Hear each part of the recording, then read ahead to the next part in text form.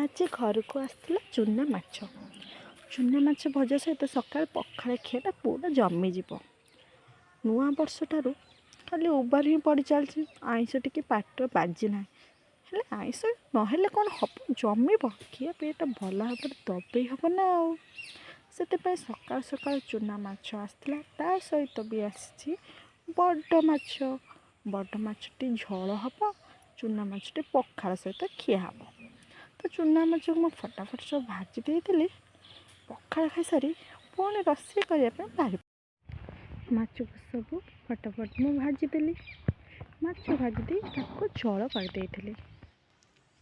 ମାଛ ଝୋଳ ସହିତ କୋବି ଭଜା ଆଉ ଶିମ ଆଣିଥିଲି ବାଡ଼ିରୁ, ତାକୁ ମଧ୍ୟ ମୁଁ ଭାଜି ଦେଇଥିଲି। ତାପରେ ଖାଇବାକୁ ଗଲି। ଦେଖନ୍ତୁ କ'ଣ କ'ଣ ସବୁ ଆମର ଖାଇବା ହେଇଛି। ଭଜା, ଶିମ ଭଜା, ମାଛ ଝୋଳ, ଚୁନା ମାଛ ଭଜା, ମାଛ ଖଟା ଦିଆହେଇଥିଲା, ହେଲେ ସେଟା ମୁଁ ଭୁଲି ଯାଇଛି ରଖିବା ପାଇଁ। ଖାଇସାରିଲା ପାର୍ସଲ୍ ଗୋଟେ ଆସି ପହଞ୍ଚାଇଥିଲା। ମୁଁ କହିଲି ଏଇଟା କ'ଣ ଆସିଛି? ମୁଁ ତ ଗୋଟେ ଫ୍ଲିପକାର୍ଟରୁ କପ୍ ସେଟ୍ଟେ ଅର୍ଡ଼ର୍ କରିଥିଲି, ହେଲେ ଏଇଟା କ'ଣ?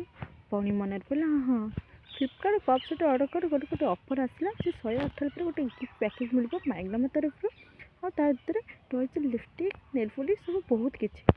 ଖୋଲିଲା ବେଳକୁ ଆସିଛି ଗୋଟେ ପ୍ୟାକେଟ୍, ଆଉ ତା ଭିତରେ ମାତ୍ର ଗୋଟେ ଲିପଷ୍ଟିକ୍। ତାକୁ ଦେଖି ମନ ପୁରା ଦୁଃଖ ହେଇଗଲା। ପୁଣି ମେସେଜ୍ ଆସିଲା ଯେ ଆଉ ଗୋଟେ ପ୍ୟାକେଜ୍ ପରେ ଆସିବ ବୋଲି। ଯାହା ତ ହେଲା। ପୁଣି ସନ୍ଧ୍ୟାରେ ପ୍ରତିମାର ବୋଇଲେଣି, ଦେଖନ୍ତୁ ପକୋଡ଼ା ଛଣାଯିବ। ସନ୍ଧ୍ୟାରେ ସମସ୍ତେ ଜମା କରି ଖାଇଲେ ତାଙ୍କର ଚିକେନ୍ ପକୋଡ଼ା। ରାତିକି ହେଇଥିଲା ଦେଶୀ କୁକୁଡ଼ା। ଦେଖନ୍ତୁ ଦେଶୀ କୁକୁଡ଼ା ଝୋଳ ଏଠି ଆମ ବୋଉ ପ୍ରସ୍ତୁତ କରିଛନ୍ତି। ଝୋଳ ହେଇସାରିଲେ ଧନିଆ ପତ୍ରଟି ପକାଇ ଦେଉଛନ୍ତି।